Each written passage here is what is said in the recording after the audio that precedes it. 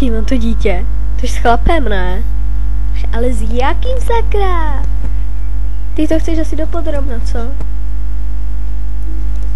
Je to taky blond. Určitě neznáš, jmenuje se Jack. Abo cože ho znám? Cože? Jako? Můžeš znát? Už to víš.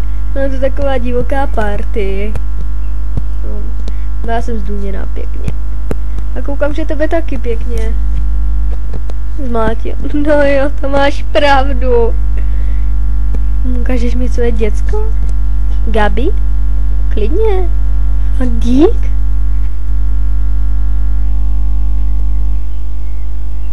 No ahoj, já jsem tvoje tetohy, jo? Já jsem tvoje tetohy. Kouk na Gabi. No, kouk na Gabi. Cože, něco si říkala? Cože, ahoj. No, pochovej si. Díky.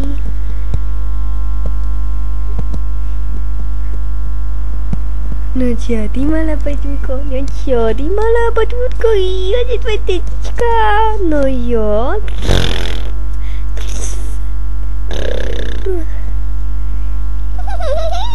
Budeme si spolu hrát si spolu budeme si spolu hrát, jo. No, nechceš se mnou na kafe? Ty jo, ale mám manžel, ten je tak hrozně žádlivý. Jo, to znám.